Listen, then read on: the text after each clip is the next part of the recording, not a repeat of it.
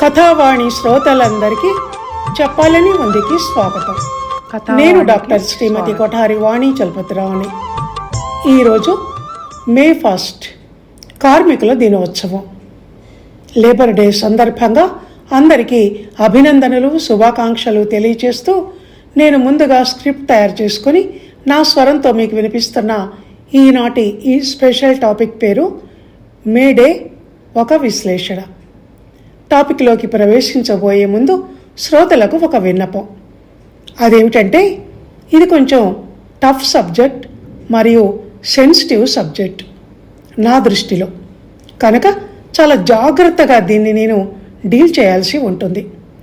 నేను ఇందులో వెలిబుచ్చిన భావాలు, నా విశ్లేషణ కేవలం నా అభిప్రాయాలేనని, నా దృష్టికోణం నుంచి, నా మనోకోణం నుంచి చూసి వెలిబుచ్చినవి అని ముందుగా తెలియచేస్తున్నాను. ఎవరిని కించపరిచే ఉద్దేశం కానీ, ఎక్కువ తక్కువలు ఎంచే ప్రయత్నం కానీ చెయ్యలేదు, చెయ్యను కూడా. ఉన్నది ఉన్నట్టు మాత్రం చెప్తాను.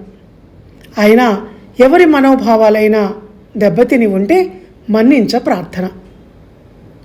ఎందుకంటే కాలానుగుణంగా వచ్చే మార్పులను యథాతథంగా చెప్పవలసి ఉంటుంది. కొంతమంది నమ్మకాలను, పట్టింపులను, స్వభావాలను కూడా ఉన్నది ఉన్నట్టు చెప్పాల్సి ఉంటుంది. ఇంకా ఆలస్యం చేయకుండా సబ్జెక్ట్లోకి ప్రవేశిద్దాం. టాపిక్ పేరు మరోసారి మే డే ఒక విశ్లేషణ. ముందుగా నాకు నా చిన్న వయసులో ఈ మే డే కార్మిక దినోత్సవంతో ఉన్న ఒక అనుబంధాన్ని లేక ఒక జ్ఞాపకాన్ని మీతో పంచుకుంటాను. ఖమ్మం జిల్లాలోని మడుపల్లి గ్రామంలో నేను నా బాల్యాన్ని గడుపుతున్నప్పుడు ఈ మే డే రోజు మా ఇంటికి దగ్గరలోనే ఉన్న కమ్యూనిస్ట్ పార్టీ ఆఫీసులో ఎర్ర జెండాల తోరణాలు, మైక్లో పెద్దగా పాటలు వినిపించేవి. ఆవేశపూరితంగా, ఉద్రేకభరితంగా, దూకుడుగా ఉండే ఆ పాటలంటే నాకు చాలా ఇష్టం ఉండేది. ఎర్ర జెండెల్లియలో, ఎర్రెర్రని జెండెల్లియలో అనే పాట, జజ్జన కరి జనారే జనకు జనారే అనే పాట మైక్లో వస్తుంటే వింటూ నేను మనసులోనే పాడుకునేదాన్ని. ఆ రోజు మా నాన్నగారు మాత్రం ఎందుకో కొంచెం సీరియస్గా ఉండేవారు. అప్పుడు నేను చాలా చిన్నపిల్లని గనక అలా ఎందుకో ఏమిటి అన్నది కొంచెం అర్థమయ్యే కానట్టుగా ఉండేది. అలా అని మా నాన్నగారేమి సినిమాల్లో జమీందారులు ఉన్నట్టు పెద్ద పెద్ద మీసాలు, కోపం ఉట్టిపడే చూపులు, క్రూరమైన మనస్తత్వం ఉన్న వ్యక్తి కాదు.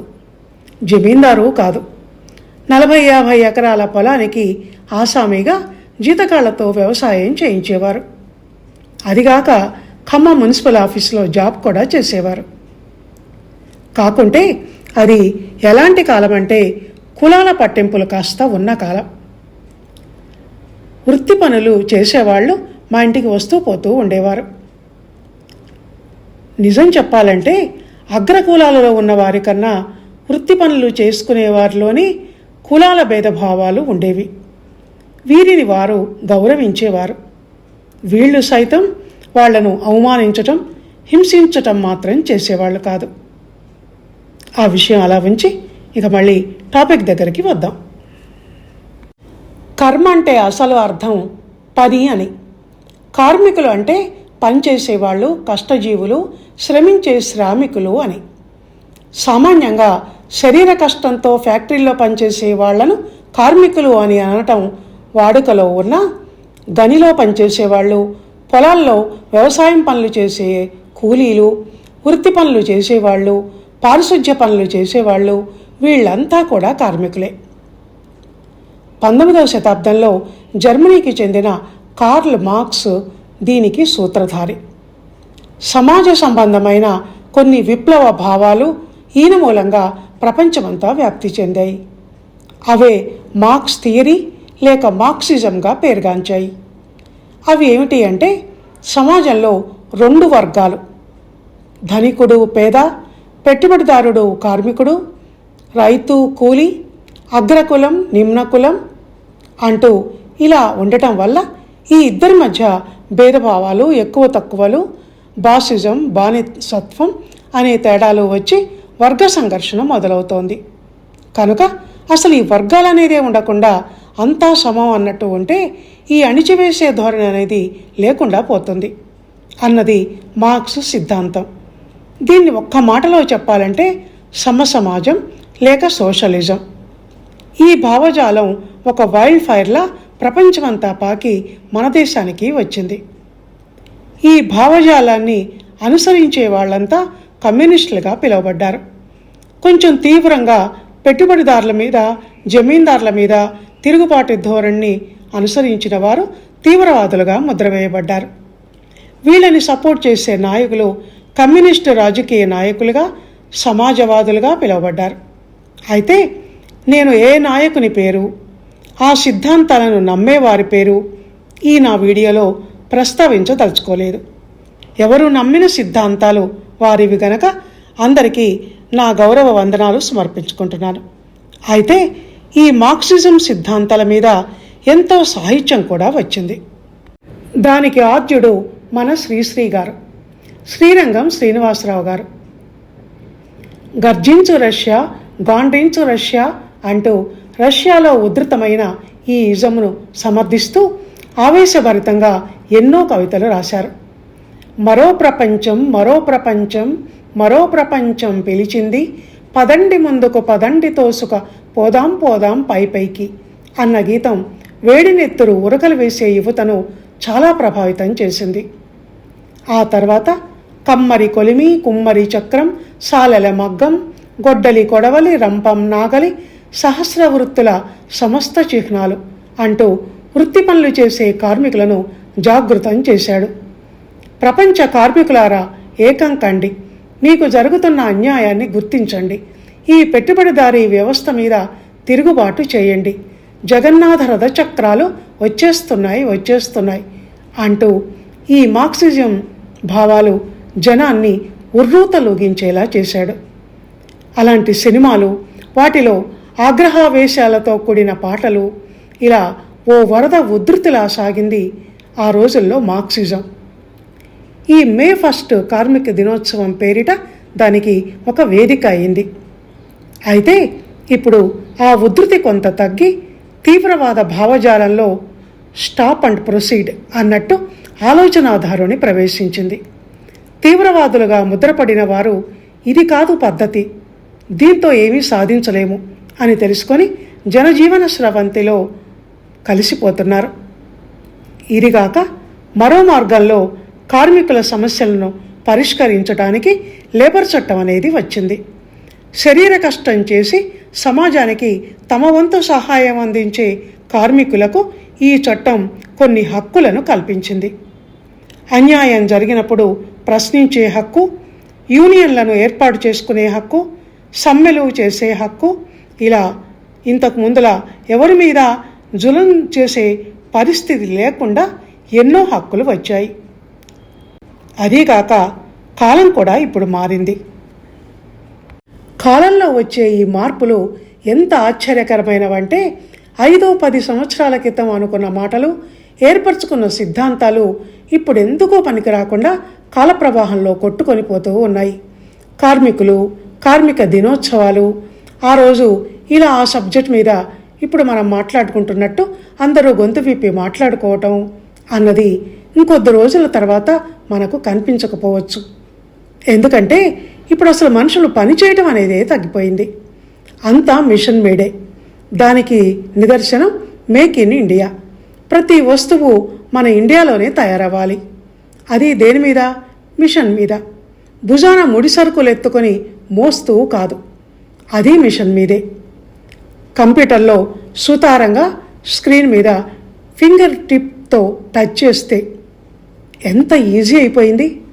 100 మంది కార్మికులు 4 గంటల్లో చేసే పనిని ఒక మిషన్ 4 నిమిషాల్లో చేస్తోంది, లేకుంటే పోనీ 40 నిమిషాలు. అలాంటప్పుడు యంత్రభూతముల కోరలుతోమే అంటూ శ్రీశ్రీ గారు ఎప్పుడో 1930-40 మధ్యలో రాసిన కవితకు కాలదోషం పట్టలేదంటే ఎవరైనా ఒప్పుకుంటారా? పోని కర్షక వీరుల కాయం నిండా కాలువ కట్టే ఘర్మజలానికి కర్మజలానికి ధర్మజలానికి ఖరీదు కట్టే షరాబులేడోయ్ అంటూ రైతు గురించి అన్న మాటలు ఇప్పటికీ నిజమే అనుకుందామన్నా అక్కడ కూడా వ్యవసాయ పనులు చేసేది ఇప్పుడు మిషన్లే. రైతన్న కూడా ట్రాక్టర్ సీట్లో కూర్చొని స్టీరింగ్ తిప్పుతూ పనులు చేయటం వల్ల ఆయనకు చెమట చుక్క కూడా రావటం లేదు. కాలువలు కట్టే చెమట ఎక్కడి నుంచి వస్తుంది? పోనీ వృత్తి పనులైనా నడుస్తున్నాయా అంటే కుటీర పరిశ్రమలకు ఎప్పుడో కాలం చెల్లిపోయింది. అవి మిషన్ మీదే తయారవుతున్నాయి. ఇలా ఆధునికుడైన మనిషి సుఖానికి సౌకర్యాలకు ఎప్పుడైతే అలవాటు పడ్డాడో అప్పుడే శ్రమైక జీవన సౌందర్యం అన్న మాటను మర్చిపోయి సుఖైక జీవన సౌందర్యం అన్నదానికి అలవాటు పడిపోయాడు. మనిషి సోమరిపోతుగా బద్ధకస్తుడిగా మారుతున్నప్పుడు ఇక కార్మిక వ్యవస్థ అనేది ఎక్కడుంటుంది? అందుకే ఎముకలు కుళ్ళిన వయస్సు మళ్ళిన సోమరులారా చావండి అన్న సోమర్తనం మీది శ్రీశ్రీ కవిత ఎవర్ గ్రీన్గా సాహిత్య ప్రపంచంలో ఎప్పటికీ నిలవబోతోంది. ఎందుకంటే ఏ కాలానికైనా ఆ సోమర్తనం అనేది సూట్ కాదు గనక. ఇక బుద్ధిని ఉపయోగించి కుర్చీలో కూర్చొని జాబ్ చేసే మేధావుల గురించి మాట్లాడుకుందాం అనుకుంటే అక్కడ ఇప్పుడు మానవ మేధ నిరుపయోగం అయిపోయి ఆ ప్లేస్లో కృత్రిమ మేధ ఏఐ వచ్చి చేరింది. దాంతో బుర్ర ఉండి దాన్ని ఉపయోగించే అవసరం లేకపోవడంతో ఆర్టిఫిషియల్ ఇంటెలిజెన్స్ను ఉపయోగించి బ్రహ్మాండంగా కలర్ఫుల్గా పనులు చేసుకుంటూ పోతున్నాడు మనిషి. ఇలా ఉంది ఇప్పుడు ఒక నూతన ఉధృతితో వేగంగా ప్రవహిస్తున్న కాల ప్రవాహ రీతి. అయినా పనికి మనం ముఖ్యంగా మన భారతీయులం ఇంకా విలువ ఇస్తున్నాం గనక ఇలా మేడే ఉత్సవాలు జరుపుకుంటూ మావోను శ్రీశ్రీని తలుచుకుంటూ ఇలా ఈరోజు మాట్లాడుకుంటున్నాం.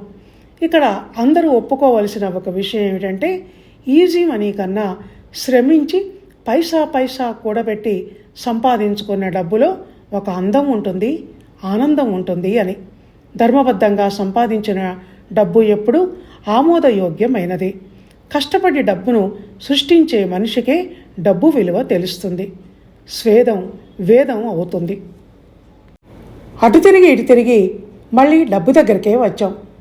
అందుకే చెప్పేది మూలాలు ఎప్పటికీ నశించవు. ఆ మూలధర్మం చుట్టూ అలుకొనే అర్థం లేని శాశ్వతత్వం లేని సిద్ధాంతాలే బలమైనవి కాకపోతే మధ్యలో వీగిపోతాయి, అంటే ఫెయిల్ అయిపోతాయి. అందుకే ఏ ఇజం చట్టంలోనూ మనిషి భావాలు ఫిక్స్ అయి కుంచుకొని పోకూడదు. మనిషి కష్టపడి పనిచేయాలి.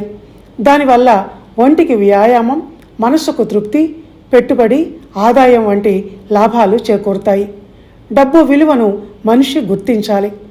అన్యాయార్జన చేయటం కానీ, అనవసర ఖర్చులు పెట్టడం కానీ, చెడు పనులకు, అసాంఘిక కార్యకలాపాలకు డబ్బును వినియోగించటం కానీ, డబ్బుందని అహంకారానికి పోవటం కానీ చేయకూడదు అన్న ఈ మాటలకు ఎప్పుడు కాలదోషం అనేది ఉండదు. ఎంత అల్ట్రా మోడర్న్ సొసైటీలో లైఫ్ ఈజీ లైఫ్ ఈడు చేస్తున్నా న్యాయార్జన, ధర్మాచరణ ఈ మూడింటిని జీవన మంత్రాలుగా నిత్య పారాయణం చేస్తూ అమలులో ఉంచుకోవాలి.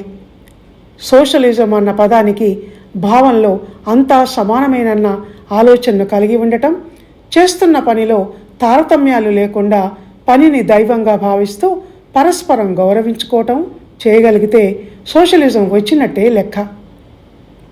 ఇప్పుడు సమాజంలో జనం మధ్య భేదభావాలు చాలా మటుకు తొలగిపోయాయి. ఇంకా ముందు ముందు తొలగిపోతాయి. అందుకు మనిషిలో అహం అనేది లేకుండా పోవటం ఒక్కటే మార్గం. దాని స్థానంలో ప్రేమ భావాన్ని పెంచుకోవాలి. మనుషులంతా సమానమే అన్న కాన్సెప్ట్ను తెలుసుకోవాలి అని చెప్తూ పని, భావచైతన్యం ఇవి మేడే సిద్ధాంతాలుగా భావిస్తూ అందరికీ మరోసారి అభినందనలు, శుభాకాంక్షలు తెలియచేస్తూ ముగిస్తున్నాను. ఈ వ్యాసంలో నేను చెప్పినవి కేవలం నా అభిప్రాయాలు మాత్రమే.